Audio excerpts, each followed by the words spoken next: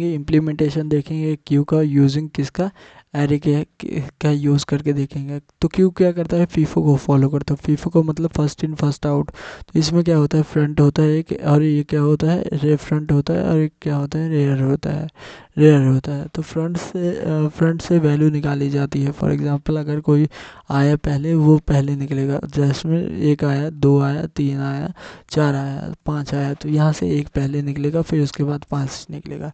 तो सेम काम हम एरे में भी कर सकते हैं। एरे में क्या कर देते हैं, एरे में देख, इसमें दो वेरिएबल, इसमें ये वैल्यू ये पास होते जाते हैं, यहाँ से वैल्यू आती जाती है। इससे क्या दे देता है, ये इनपुट के लिए होता है, और ये क्या के लिए होता है, आउटपुट के लिए होता है।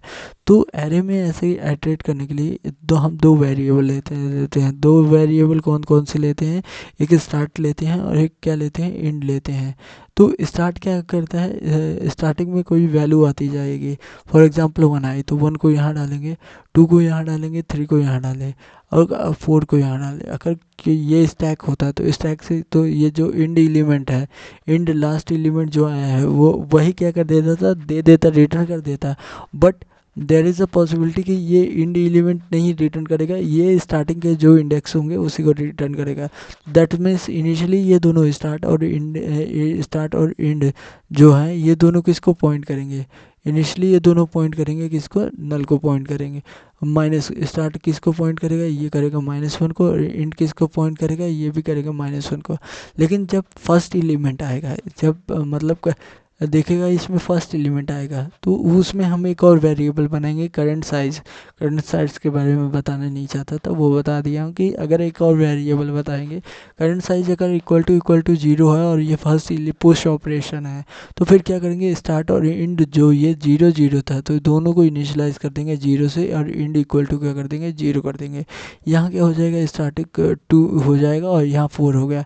अगर सपोज करो 5 आ गया और 6 आ गया, इतनी ही साइज रहे, और उस कंडीशन में ये जो इंड है, ये कहाँ चला जाएगा, ये यहाँ पे चला जाएगा। ये इंड कहाँ पे चला जाएगा, किसको पॉइंट करेगा, इसको पॉइंट करेगा। तो उस केस में ये इंड यहाँ आ गया, ठीक। अब इसकी इंड की दिक्कत नहीं है, जैसे डिलीट ही कर दो, नहीं रहने दे। इंड यहाँ आ गया 4 के पास। अब इंड यहाँ है, सपोज कोई एलिमेंट रिमूव कर दिए, सपोज कि 1 ही को रिमूव कर दिए, तुम बाहर निकाल दिया, तो स्टार्टिंग क्या करेगा, पॉइंट करने लगेगा नेक्स्ट को। ये जो स्टार्टिंग है, ये किसको पॉइंट करेगा, ये 1 इसको पॉइंट करेगा, ये इसको पॉइंट करेगा 2 को। और फिर 2, और तुमने सपोज कि 2 को भी बाहर निकाल दिया, तो ये पॉइंट करेगा 3 को। 2 बाहर निकल गया, अब मान ले ये 2 कहाँ निकल गया, बाहर निकल गया। तो अब कोई भी एलिमेंट आया और उसको क्या करना है, इंसर्ट करना है, तो देन ये अपने पास ये दोनों इंडेक्स खाली है, तो भी हम क्या करेंगे, नए एलिमेंट को डाल नहीं पाएंगे। तो क्या ये पॉसिबल है कि ये जो इंड वाला है, ये उठ के आगे आ जाए, ये यहाँ से उठ के यहाँ आ जाए, और स्टार्ट को के पीछे ये ऐसे ऐसे अट्रैक्ट करे, और स्टार्ट को भी कहीं अगर जाना हो स्टार्ट को, तो स्टार्ट क्या करे, ऐसे अट्रैक्ट करते जाए। फिर 6 के बाद फर्स्ट एलिमेंट चाहिए, तो इधर आ जाए। तो क्या ये पॉसिबल है, हाँ ये पॉसिबल है। विथ हाउ, तो ये पॉसिबल है विद द यूजिंग द, जैसे इंड और स्टार्ट में क्या करते हो, अगर अगर करंट स्टार्टिंग एलिमेंट नहीं है, दोनों अगर स्टार्टिंग एलिमेंट है, तो ये तो देख लिया कि करंट साइज इक्वल टू एक साइज वेरिएबल लेके समझेंगे। तो इंड को क्या कर दो, इंड +1 कर दो, इंड +1 करो, और इसको क्या कर दो, मॉडलो कर दो एन साइज से। तो एन से करेंगे तो देयर इज़ अ पॉसिबिलिटी कि वो हमेशा जो भी इसका रिमाइंडर आएगा, वो क्या आएगा, एन से बड़ा आएगा। और इंडेक्स भी n-1 तक ही जाती है, तो देयर इज पॉसिबिलिटी कि इंडेक्स एलिमेंट वही है। तो स्टार्टिंग और एंडिंग को इंक्रीजमेंट करने का एक तरीका समझ गया। But the problem is that कि अब ये स्टार्टिंग और एंडिंग क्या कर रहे हैं, आइटरेट कर रहे हैं। There is a possibility that कि स्टार्टिंग एंडिंग के कभी पहले आए या एंडिंग पहले आए। तो ये ऑर्डर नहीं बता सकते, स्टार्टिंग इंडेक्स होगा या एंडिंग स्टार्टिंग होगा। तो इसके में कंडीशन नहीं दे सकते कि कौन सा क्या साइज़ है एरे की, और क्या चल रहा है, एरे किसको पॉइंट कर रहा है। तो फॉर दैट, उसके लिए क्या हमने क्या किया है, यहाँ पे करंट साइज नाम का एक वेरिएबल बनाया है। करंट साइज नाम का वेरिएबल बताया, वो ये बताएगा कि इस समय जो स्टैक ये है क्यू है, उसके अंदर कौन कौन सी वैल्यू है, और इसमें जो मैंने पैरामीटराइज और नॉन पैरामीटराइज की बात की थी वो ये भी है, यहाँ तो समझ जाएगा। देखिएगा हम इम्प्लीमेंट कर रहे हैं क्यू का यूजिंग एरे। यहाँ मैं स्टैक पुश उश लिख दिया हूँ, लेकिन ऑफर पोल और पीक एलिमेंट होता है। तो देखिएगा पहले आपने क्या किया है, दो एक एरे एरे है और फिर उसके बाद किया है ये 4 वेरिएबल इनिशलाइज किए हैं। एक स्टार्टिंग इंडेक्स हो गया, एक एंडिंग इंडेक्स हो गया, और फिर उसके बाद करंट साइज जो है उसको इनिशलाइज किया है, ठीक। और वो भी वेरिएबल लिया, और मैक्स साइज जो है वो भी, क्योंकि इसमें एरे लिस्ट में क्या है कि साइज फिक्स नहीं है, तो इसका आंसर ये हो सकता है। तो देखिए कंस्ट्रक्टर हमने ये बनाया, एक पैरामीटराइज कंस्ट्रक्टर बनाया। एक डिफ़ॉल्ट कंस्ट्रक्टर क्या है, इसको 16 की साइज़ दे दिया और स्टार्टिंग और इंडेक्स को -1 से इनिशलाइज कर दिया, और करंट साइज इक्वल टू क्या कर दिया है, 0 से कर दिया है। और यही चीज़ डिफ़ॉल्ट वाले पैरामीटराइज में करंट साइज दे दी है, तो उसको मैक्स साइज के इक्वल करके इसको इनिशलाइज कर दिया, स्टार्टिंग और एंडिंग को इनिशलाइज कर दिया -1 से, और करंट साइज को क्या कर दिया है, इनिशलाइज कर दिया है यूजिंग द क्या कर दिया है, करंट साइज को क्या कर दिया, 0 के इक्वल कर दिए हैं। ये हो गया, ठीक। अब क्या करते हैं, पुश एलिमेंट। अब देख, अब एलिमेंट को डालना है, तो जो क्यू है, जो एरे है, एरे का मैंने बताया कि अगर करंट की साइज अभी के करंट की साइज अगर 0 है, तो करंट की साइज, अब देख 2-3 कंडीशन है। अगर करंट की साइज क्या है, अगर मैक्सिमम साइज को पॉइंट कर रहा है, मैक्स, अब यहाँ पे भी 2 वैल्यू बना है, मैं वैल्यू नहीं बनाया, यहाँ पे मैक्स साइज को पॉइंट कर रहा है करंट की, तो स्टैक ऑलरेडी पुश है, ऑलरेडी फुल है, तो Q is full and can not be push. यहाँ पुश लिख दिया हूँ, लेकिन ऑफर लिखना था, ऑफर, क्योंकि क्यू के केस में ऑफर पुल और वो होता है, पीक होता है, तो कैन नॉट बी इंसर्टेड हो जाएगा।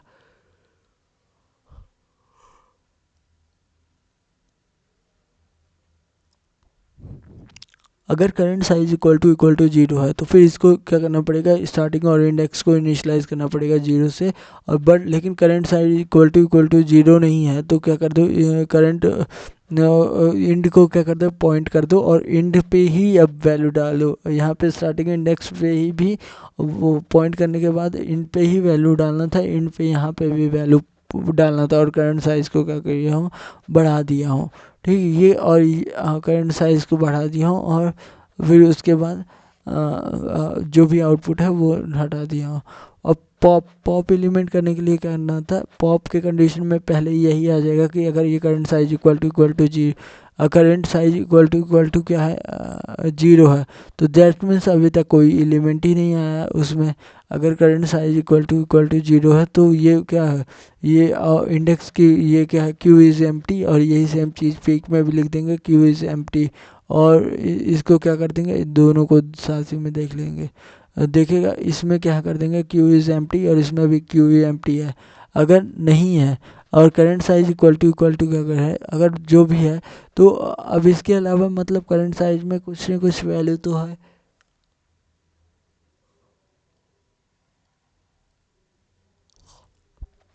कुछ ना कुछ वैल्यू तो है, तो कुछ ना कुछ वैल्यू जो भी है, देखिएगा उसको स्टोर कर लिए पॉप, और पॉप्ड में, और पॉप्ड को क्या कर दिए, रिटर्न कर दिया, उससे पहले करंट साइज को दिखाया। अगर करंट साइज इक्वल टू 1 है, तो द स्टार्टिंग और एंडिंग को -1 से इनिशलाइज करना पड़ेगा।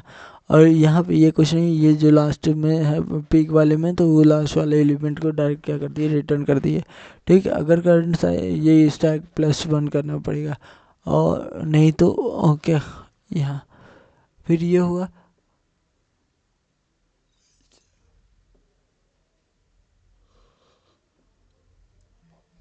फिर स्टार्ट को देखेगा, तो स्टार्ट क्या कर देगा, एज +1, ये इन सर्कुलर इंक्रीज होगा ये भी।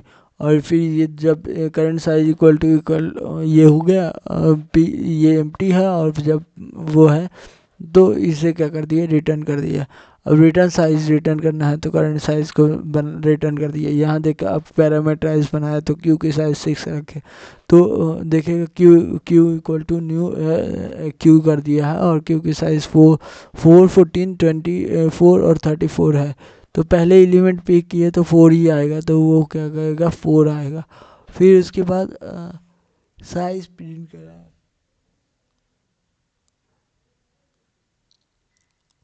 साइज़ क्या आएगी 4 आएगी। या फिर पिक कराए इसको तो 4 आया, पॉप कराए तो 4 आया इसका आउटपुट। फिर उसके बाद पिक कराए तो 14 आ गया, लेकिन लास्ट एलिमेंट 34 है। फिर उसके बाद अगर साइज़ देखें तो साइज़ कितना आया, ये बता दिया, और इस तरह इसका इम्प्लीमेंटेशन होता है।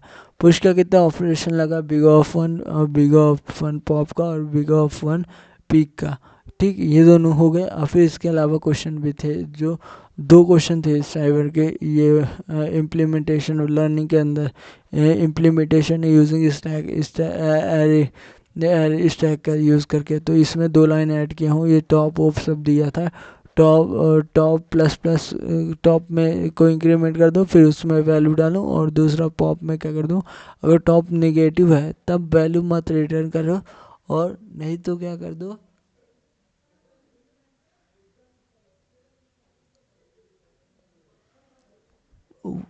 नहीं तो क्या कर दो, टॉप को क्या कर दो, दे दो, ये होगा। तो ये इम्प्लीमेंटेशन हुआ स्टैक का यूजिंग एरे।